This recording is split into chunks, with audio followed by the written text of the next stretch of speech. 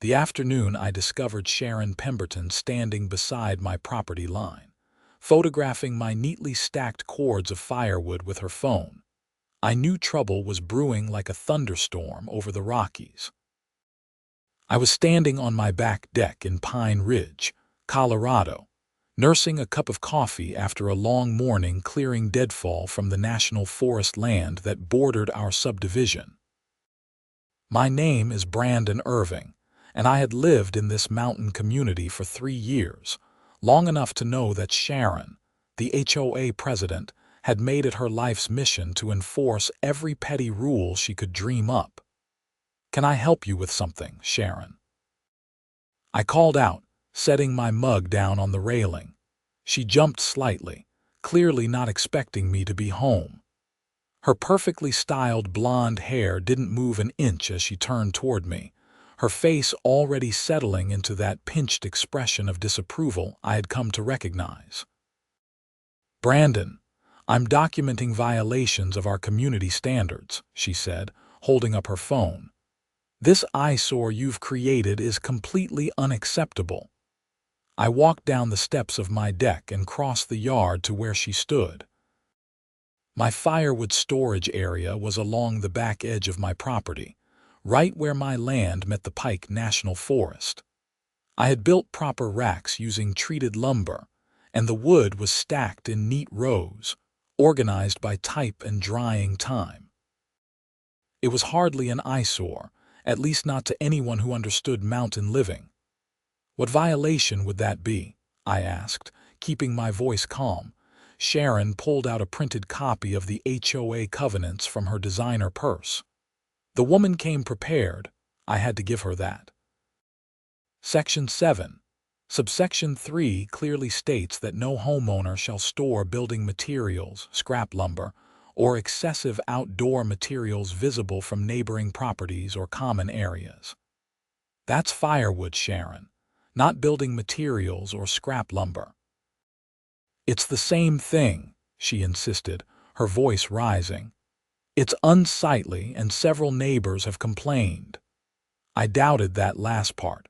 My nearest neighbors were the Hendersons, a retired couple who had actually complimented my wood storage system. They understood that heating with wood was common practice in the mountains, especially during Colorado winters when temperatures could drop well below zero. "I need that wood for heating my home," I explained. "And if you read Section 12 of the same covenants, there's an explicit allowance for firewood storage for home heating purposes, up to 6 cords. Sharon's face flushed red. She clearly hadn't expected me to know the rules better than she did. "That may be, but this exceeds 6 cords by a significant amount."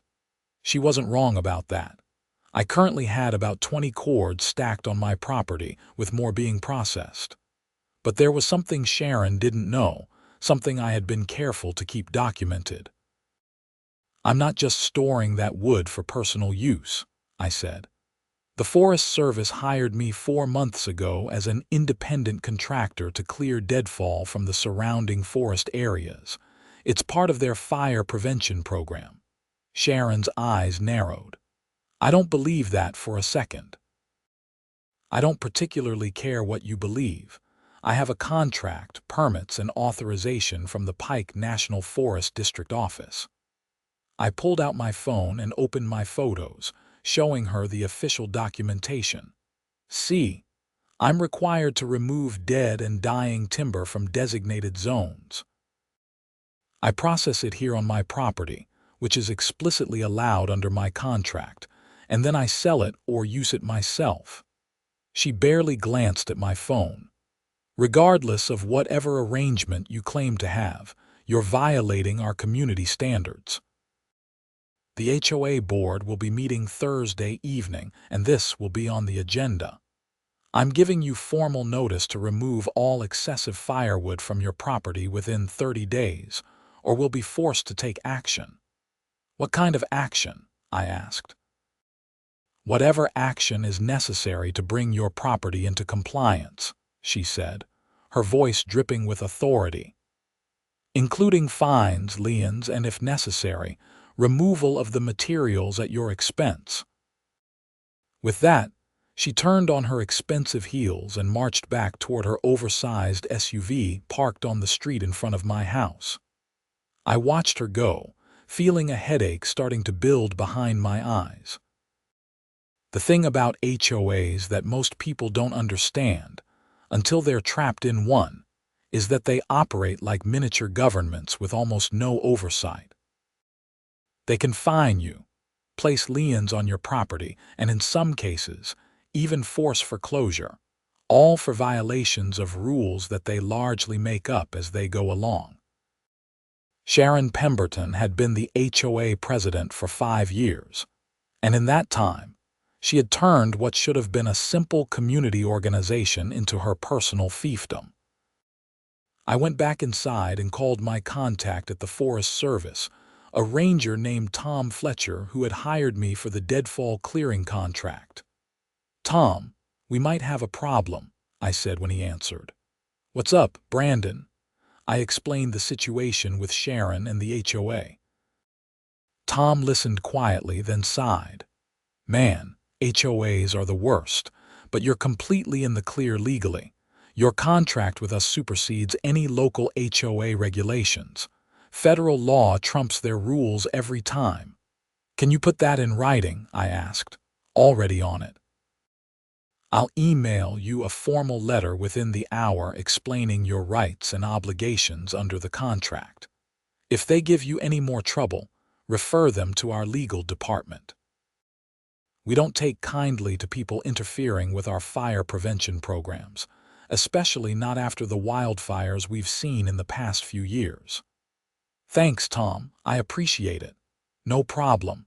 And hey, you're doing great work out there. The zones you've cleared are looking good. Keep it up." After hanging up, I spent some time reviewing my contract and taking fresh photos of my wood storage area. Everything was organized, safe, and well maintained. The wood was stacked at least 30 feet from my house, well beyond any fire safety concerns. I had clear aisles between the racks for airflow and access. If anything, my setup was more professional than most commercial firewood operations. Thursday evening arrived faster than I would have liked. The HOA meeting was held at Sharon's house, a massive 5,000-square-foot lodge-style home at the top of the subdivision. I arrived right at 7, carrying a folder with all my documentation. The meeting was already in progress when I walked in. About 15 homeowners sat in Sharon's spacious living room, most of them looking bored. Sharon sat at the head of the group in a high-backed chair that might as well have been a throne, flanked by the other board members.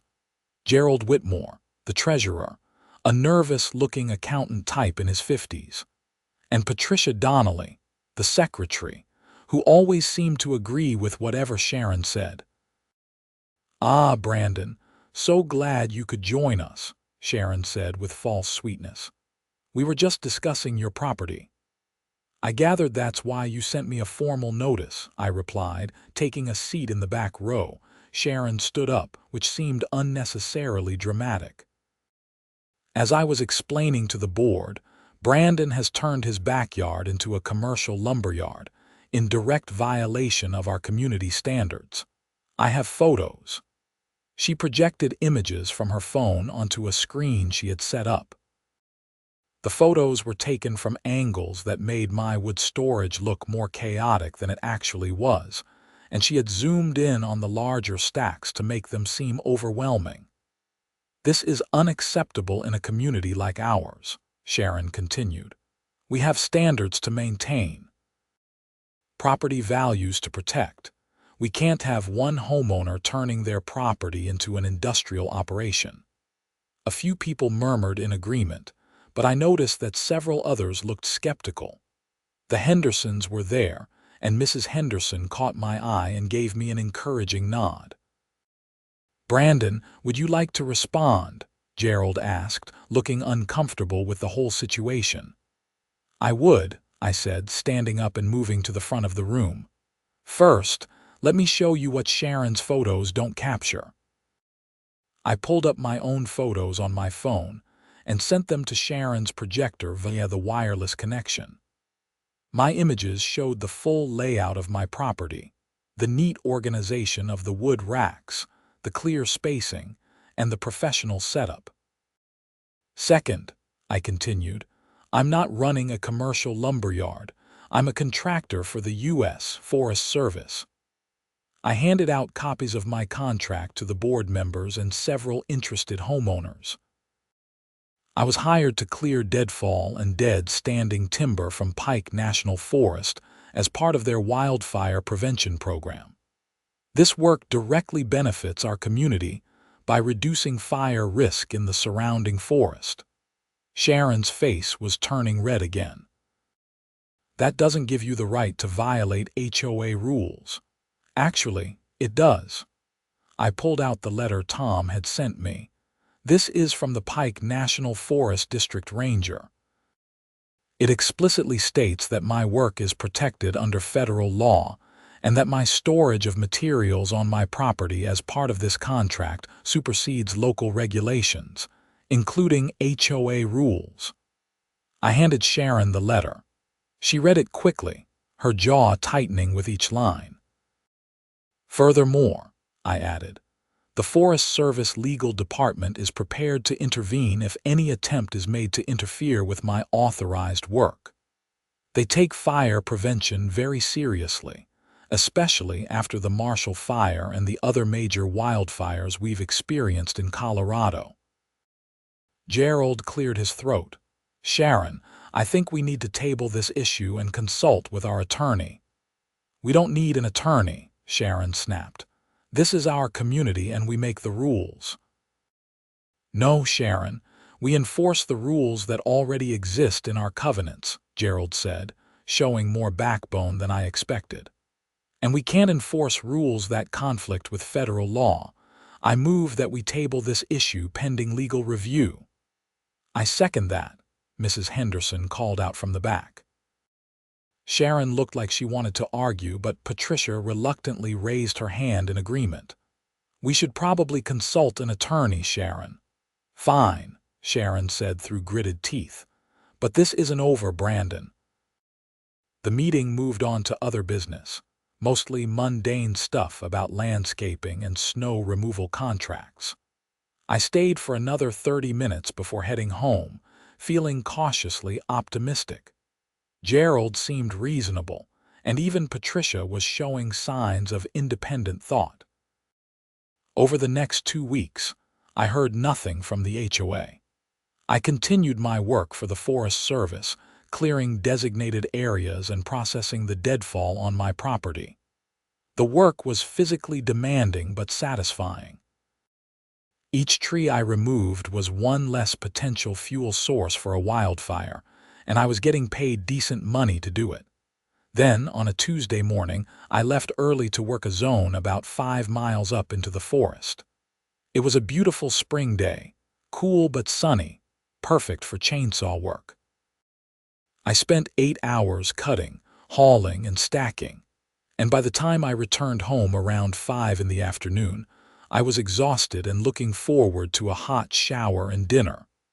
When I pulled into my driveway, I immediately knew something was wrong. The gate I had installed to access my backyard storage area was standing open, and I could hear machinery running behind my house. I jumped out of my truck and ran around the side of the house, and what I saw made my blood boil. A commercial front-end loader was scooping up my firewood and dumping it into a large dump truck. 2 workers in safety vests were guiding the operation and standing off to the side, supervising with a satisfied smile on her face, was Sharon Pemberton. What the hell are you doing? I shouted over the noise of the machinery. Sharon turned to me, completely unrepentant. We warned you, Brandon.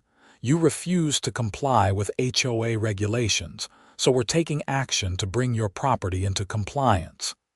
You can't do this. I ran toward the loader, waving my arms to get the operator's attention. He saw me and stopped, looking confused.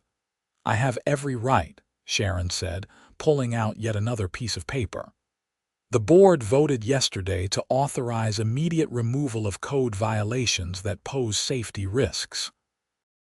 The board met without me.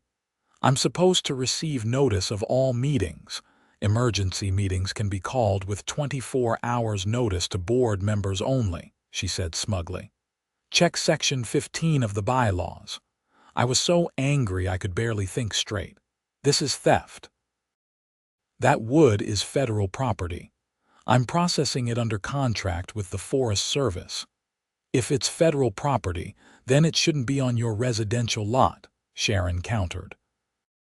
"Either it's yours and it's an HOA violation, or it's federal property and you're storing government materials illegally. Pick one." She had me there, at least temporarily. The truth was more complex than her either-or scenario, but I could see she had been planning this carefully. I pulled out my phone and called Tom Fletcher. He didn't answer, so I left a message explaining the situation. Then I called 911. "What's your emergency?" the dispatcher asked. "There are people on my property removing materials that belong to the federal government without authorization. I'm a Forest Service contractor, and the HOA is seizing materials I'm processing under federal contract." The dispatcher took my information and said she would send an officer. While I waited, Sharon's crew continued loading wood. I wanted to physically stop them, but I knew that would only make things worse. 2 deputies from the Park County Sheriff's Office arrived about 15 minutes later. I met them in my driveway and quickly explained the situation, showing them my contract and the Forest Service letter. The older deputy, whose name tag Reed Morrison, studied the documents while his partner, Deputy Chen, went to speak with Sharon. "This is a civil matter," Morrison said after a few minutes. "We can't stop them from taking the wood. You'll need to resolve this through the courts." "But it's theft," I protested. "They're taking property that I'm responsible for under a federal contract. According to them, they're enforcing HOA rules. That makes it a dispute between you and your homeowners association. If you believe they're acting illegally, you need to file a lawsuit or contact the Forest Service legal department." I wanted to argue, but I could see it was pointless. The deputies weren't wrong exactly. From their perspective, this was a property dispute, not a criminal matter. Deputy Chen returned from talking to Sharon. "She has a board resolution authorizing the removal and a provision in your HOA covenants about emergency code enforcement. Without a restraining order or something from a judge, we can't stop them." I watched helplessly as the loader continued scooping up my carefully organized wood. Hours and hours of work, thousands of dollars worth of material just being dumped into trucks like garbage. "Where are they taking it?" I asked Sharon. "That's not your concern anymore," she replied. By the time the crew finished, they had loaded 4 dump trucks with wood. My storage area looked devastated, like a tornado had gone through it. They had even damaged some of my racks, breaking the frames in their haste to clear everything out. After they left, I walked through the wreckage, documenting everything with photos and video. I was too angry to even feel the full weight of what had happened. I just mechanically recorded the damage, knowing I would need evidence. Tom Fletcher called me back around 7. "Brandon, I got your message. What the hell happened?" I explained everything. Tom was silent for a long moment after I finished. "Okay, this just became a federal issue," he said, his voice hard. "They didn't just violate HOA law or even state law. They interfered with a federal contract and stole federal property. I'm contacting our law enforcement division right now. Don't do anything. Document everything, and I'll have someone call you within an hour." True to his word, I received a call 45 minutes later from Special Agent Linda Martinez with the U.S. Forest Service Law Enforcement and Investigations Unit. She asked me detailed questions about what had happened, and I sent her all my documentation and photos. "Mr. Irving, what occurred today is a serious matter," she said. "The wood you were processing is federal property until you're authorized to dispose of it or claim it as payment under your contract terms. The HOA had no authority to seize it. I'll be opening an investigation immediately, and I'll be in contact with the Park County Sheriff's Office and the local district attorney." "What happens now?" I asked. "Document everything. Don't engage with the HOA further. Let us handle this." "I'll be in Pine Ridge tomorrow to interview you and assess the situation." That night, I barely slept. I kept thinking about the violated look of my property, the smug expression on Sharon's face, and the months of work that had been undone in a few hours. Special Agent Martinez arrived at my house at 9 the next morning. She was a no-nonsense woman in her 40s, dressed in a Forest Service uniform with a badge and sidearm. She spent 2 hours interviewing me, examining my property, and reviewing my documentation. "This is a clear case of theft of federal property and interference with a federal contract," she said as we stood in my backyard. "The value of the wood and the damage to your operation exceeds $5,000, which makes it a felony." "I want to press charges," I said. "The federal government will be pursuing charges, Mr. Irving. This isn't just about you anymore. The Forest Service takes this kind of thing very seriously. We can't have HOAs or anyone else interfering with our fire prevention programs." Over the next few days, things escalated quickly. Special Agent Martinez interviewed Sharon Pemberton, Gerald Whitmore, and Patricia Donnelly. She also tracked down the company Sharon had hired to remove the wood. It turned out they had taken it to a commercial firewood yard in Woodland Park, where it had been sold. The owner of the yard claimed he had no idea it was stolen property, which was probably true. The U.S. Attorney's Office for the District of Colorado got involved. They issued a letter to the HOA demanding restitution and outlining potential federal charges. The value of the stolen wood was calculated at over $8,000, not including the damage to my equipment and the lost time and productivity. Sharon, predictably, refused to back down initially. She gave an interview to the local newspaper, claiming she was just enforcing community standards and that she was being persecuted by federal bureaucrats who didn't understand HOA governance. That interview turned out to be a major mistake. The story was picked up by Denver news stations, and suddenly our little HOA dispute was regional news.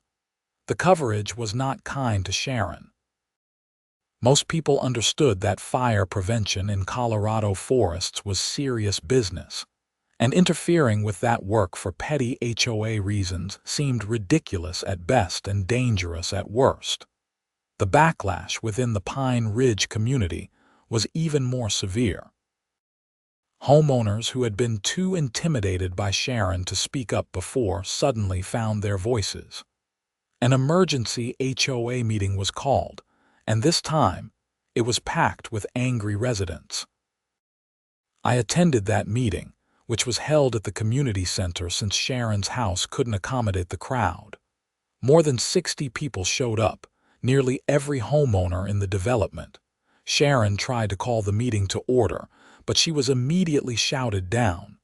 "You need to resign." Someone called out, "You've embarrassed this entire community."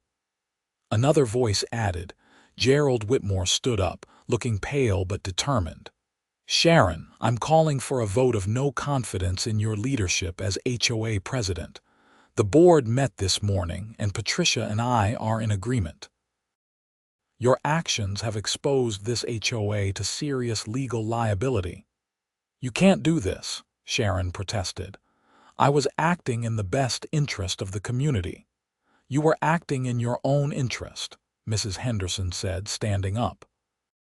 You've been on a power trip for years, Sharon, and most of us have been too polite or too busy to stop you. But this has gone too far. You stole from a federal contractor and interfered with wildfire prevention. In Colorado, after everything we've been through with fires. The vote was overwhelming. Only 2 people voted to keep Sharon as president, and I suspected one of them was her husband. Sharon was removed from the board entirely, and Gerald was appointed interim president, but the legal consequences were just beginning. The U.S. Attorney's Office filed charges against Sharon Pemberton for theft of federal property and interference with a federal contract. The HOA's insurance company refused to cover her defense, arguing that she had acted outside the scope of her authority. The HOA itself was also named in a civil lawsuit by the Forest Service seeking damages. The case moved through the federal court system faster than most, probably because the evidence was so clear-cut. Sharon had documented her own crime with photos and board resolutions. She had even signed the work order for the removal company, leaving a perfect paper trail. In August, 5 months after the initial incident, Sharon Pemberton stood before a federal judge and pleaded guilty to a reduced charge of theft of government property. She was sentenced to 6 months in federal prison, followed by 2 years of probation. She was also ordered to pay restitution of $12,000, which covered the value of the wood, the damage to my equipment, and my lost productivity. The HOA, under Gerald's leadership, settled with the Forest Service for an additional $10,000 to cover administrative costs and legal fees. They also formally apologized to me and amended the HOA covenants to explicitly allow for federal and state contract work performed by residents. Throughout all of this, I continued my work for the Forest Service. Tom Fletcher assigned me additional zones to clear, and my contract was extended through the following year. The work was therapeutic in a way, spending long days in the forest with just my chainsaw and my thoughts. By September, my wood storage area was not only rebuilt, but improved. I had used some of the restitution money to construct better racks and install proper fencing. I was back up to about 15 cords of processed wood, and I had established a small side business selling premium firewood to locals who appreciated quality. One cool autumn morning, I was in my backyard splitting wood when Gerald Whitmore walked around the side of my house. "Hope I'm not disturbing you," he called out. I set down my splitting maul and waved him over. "Not at all. What's up?" Gerald looked uncomfortable, which seemed to be his natural state. "I wanted to apologize personally for everything that happened. I should have stood up to Sharon sooner. I knew she was out of control, but I just went along to avoid conflict." "I appreciate that," I said. "But you did stand up when it mattered. You called for the vote of no confidence, after you'd already been put through hell," he pointed out. "Anyway, I also wanted to ask if you'd be willing to join the HOA board. We have an opening, and we could use someone who actually knows the law and isn't afraid to push back against bad ideas." I considered it. Part of me wanted nothing to do with the HOA ever again. But another part recognized that HOAs weren't inherently bad. They were just tools, and like any tool, they could be used well or poorly. With people like Gerald and the Hendersons involved, maybe we could turn Pine Ridge into the kind of community organization it was supposed to be. "I'll do it," I said, "on one condition. Name it. We amend the covenants to add due process protections. No more emergency meetings to take action against homeowners. No more enforcement without proper notice and the opportunity to respond. And we establish an appeals process that doesn't just involve the board voting on its own actions. Gerald smiled, the first genuine smile I had seen from him. I love it. Let's make it happen. Over the following months, we transformed the Pine Ridge HOA. We held open meetings where residents could voice concerns without fear of retaliation. We established reasonable standards that balanced community aesthetics with practical mountain living. We created committees to handle disputes and developed clear procedures for enforcement that included multiple levels of review. Sharon Pemberton served her sentence at a minimum security federal prison in Texas. I heard through the grapevine that she was a model prisoner, probably because she couldn't boss around federal corrections officers the way she had bossed around homeowners. When she was released, she and her husband quietly moved away from Pine Ridge. I never saw her again. The Forest Service work continued to be a major part of my life. Over the next 2 years, I cleared more than 40 acres of dangerous deadfall.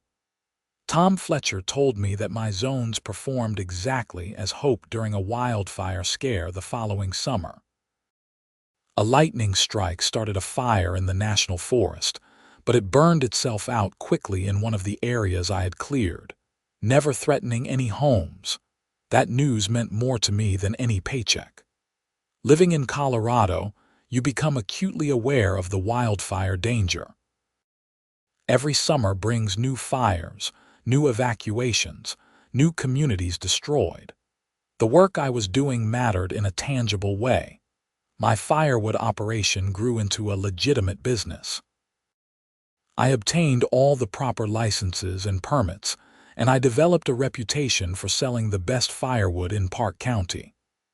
I hired a part-time employee, a college kid named Jake, who needed work between semesters. I taught him proper chainsaw safety, how to identify different wood species, and how to stack for optimal drying. The irony wasn't lost on me that Sharon's attempt to shut down my firewood storage had actually led to me expanding it into a full business. If she had just left me alone, I probably would have continued working quietly for the Forest Service and keeping a personal supply of wood. Instead, her actions had forced me to document everything, establish clear legal protections, and ultimately create a business plan that I might never have developed otherwise. The Pine Ridge community thrived under the new board leadership. We organized neighborhood events, established a community emergency response plan for wildfires and other disasters, and even created a fund to help homeowners with fire mitigation work on their properties. People who had felt oppressed and frustrated under Sharon's reign began to take pride in the community again. Mrs. Henderson, who became the secretary after Patricia Donnelly resigned, liked to say that Sharon's downfall was the best thing that ever happened to Pine Ridge. I didn't disagree, though I could have done without the stress and drama of those months. 2 years after the incident, I was featured in a Forest Service publication about successful contractor partnerships. The article included photos of my operation and discussed how individual contractors were essential to the service's fire prevention mission. Tom Fletcher was quoted extensively, and he made sure to mention how HOA interference had nearly derailed an important project. That article led to speaking invitations.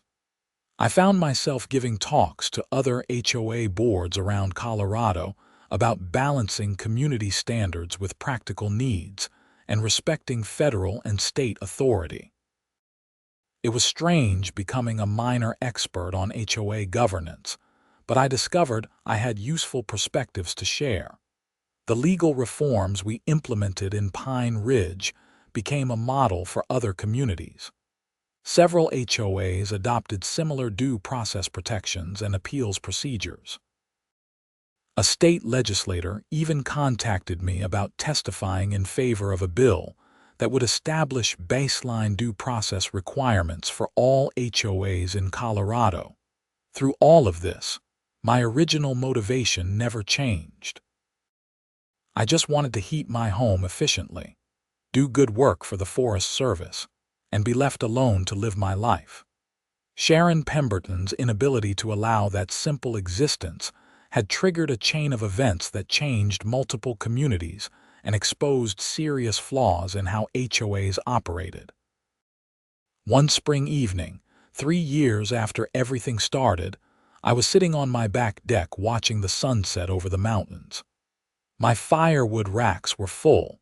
My Forest Service contract had just been renewed for another 2 years, and my business was thriving.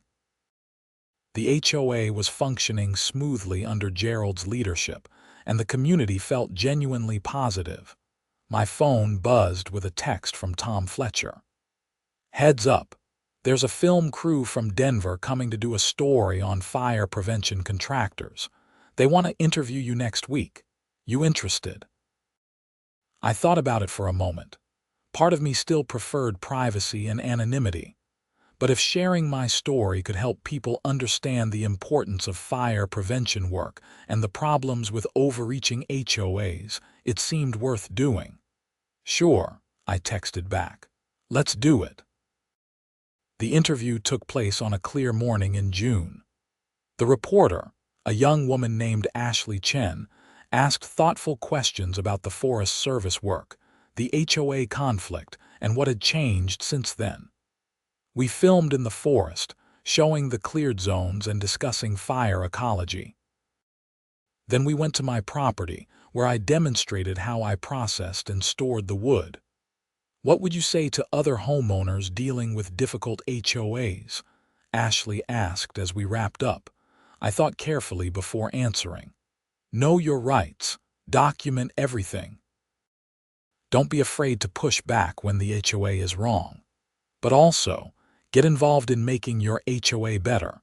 They're not going away, so the choice is between improving them or suffering under bad leadership." And what about HOA board members who might be watching this? Remember that you're serving your community, not ruling it. Your neighbors aren't your subjects. Work with people, not against them. And for God's sake, don't mess with federal contractors trying to prevent wildfires in Colorado. Ashley laughed. "I think that's good advice." The story aired 2 weeks later during the evening news. It was well produced and fair, highlighting both the important work being done in fire prevention and the dangers of HOA overreach. The response was overwhelmingly positive. I received emails and messages from people all over Colorado and even from other states. Some shared their own HOA horror stories. Others asked for advice on starting forest clearing operations. A few HOA board members reached out to learn about the reforms we had implemented in Pine Ridge. One email particularly stood out. It was from a woman in California whose HOA was trying to force her to remove drought-resistant native landscaping in favor of water-intensive grass.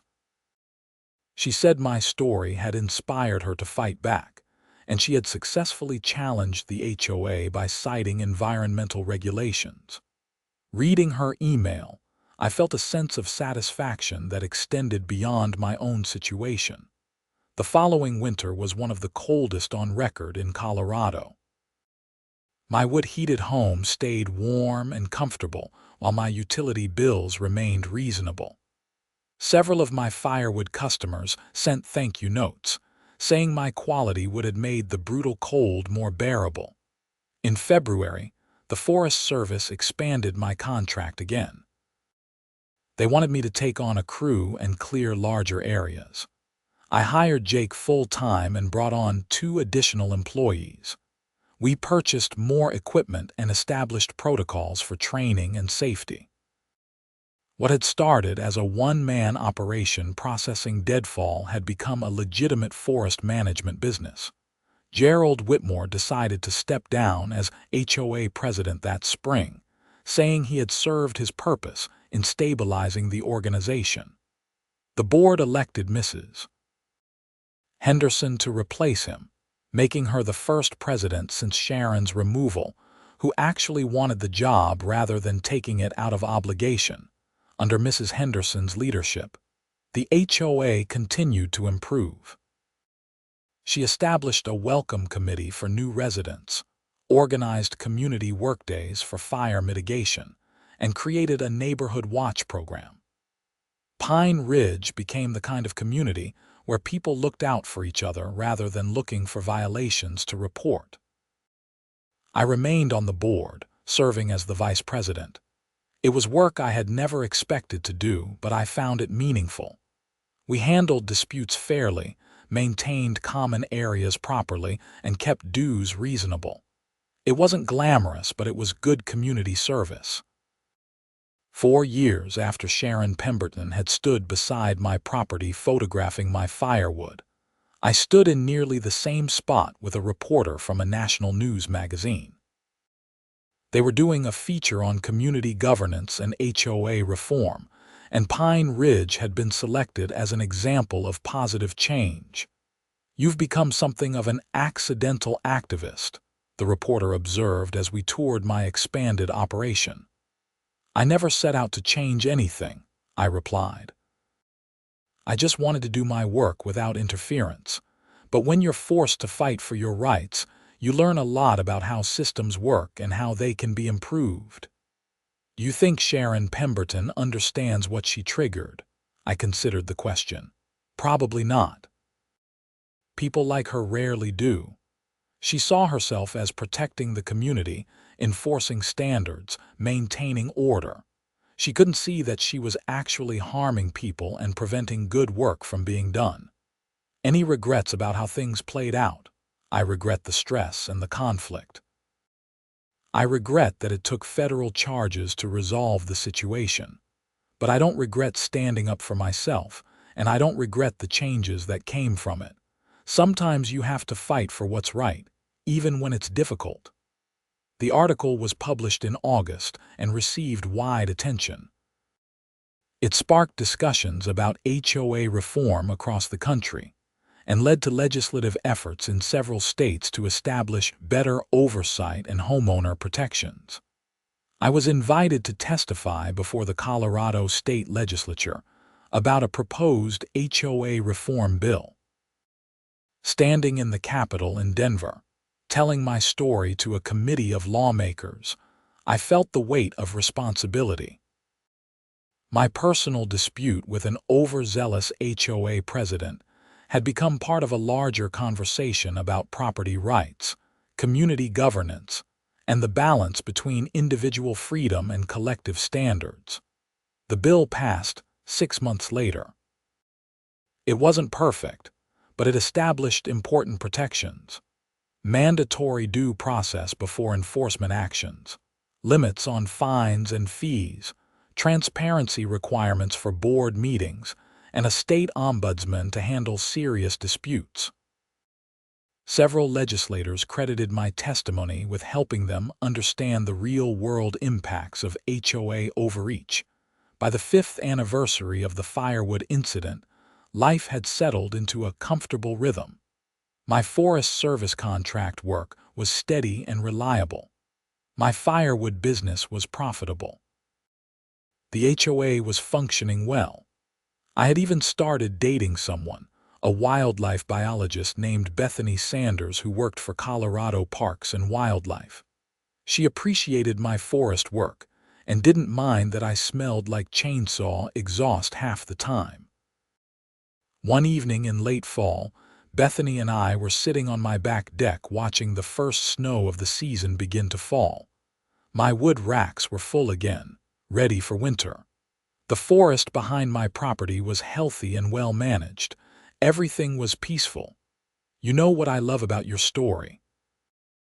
Bethany said, leaning against me for warmth. "What's that?"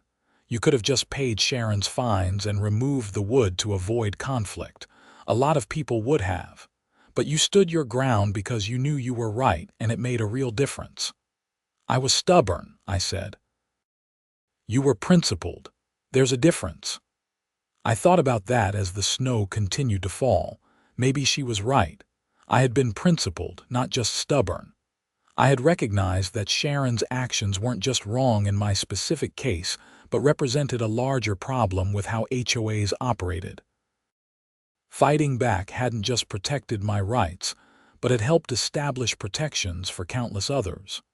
The snow accumulated quickly, covering my wood racks in a blanket of white. Somewhere in the forest behind us, the areas I had cleared stood ready to help prevent catastrophic fire spread when summer came again. In living rooms across Park County, families were staying warm with firewood from my business. In the Pine Ridge community, homeowners lived without fear of arbitrary enforcement or petty tyranny. One person with an overdeveloped sense of authority had tried to shut down my operation, and had instead sparked changes that rippled far beyond our small mountain community. Sharon Pemberton had wanted to enforce her vision of community standards. Instead, she had helped establish new standards for fairness, due process, and respect for important work. The irony was perfect, I thought. Sharon had tried to seize my firewood storage, not knowing or caring that I was doing important federal contract work. Her ignorance and arrogance had led to federal charges, community upheaval, and ultimately, her own downfall. Meanwhile, the work she tried to stop had expanded and flourished. As darkness fell and the snow continued, I felt grateful for how things had turned out. Not grateful for the conflict or the stress, but grateful for the opportunity to make a difference, to stand up for what was right, and to help create positive change. "What are you thinking about?" Bethany asked, just reflecting on how one moment can change everything. If Sharon had just knocked on my door and asked about the firewood instead of trying to seize it, none of this would have happened. But then you wouldn't have exposed the problems with the HOA. Other people would still be suffering under her rule. The reforms wouldn't have happened. True, I admitted. Sometimes the hard path leads to the best destination. We sat together as the snow fell and the temperature dropped. Inside, my wood stove was burning, fueled by wood I had cleared from the forest, processed on my property, and dried in my racks. The same wood that Sharon Pemberton had tried to seize 5 years ago had been replaced many times over, and the system that allowed her to try such a thing had been reformed. The story of the HOA trying to seize my firewood had become a cautionary tale in Colorado and beyond. It was discussed in HOA board meetings, cited in legal briefs, and referenced in legislation. What had started as a personal violation had become a catalyst for widespread change. As I sat there with Bethany, warm and content despite the cold and snow, I realized that Sharon Pemberton had actually done me a favor, though certainly not intentionally. She had forced me to become more than I had planned to be. I wasn't just a guy who heated his home with wood and did some contract work for the Forest Service. I had become a business owner, a community leader, an advocate for reform, and a voice for common sense in HOA governance. The forest behind my house stood dark and quiet in the falling snow, the cleared zones invisible but present, ready to protect against fire when the seasons changed again. My work there would continue for years to come, clearing deadfall, reducing fuel loads, and making the forest healthier and safer. And if another HOA president somewhere decided to interfere with important work, well, there were now protections and precedents to prevent the worst abuses. Sharon's legacy wasn't the orderly community she had imagined she was creating.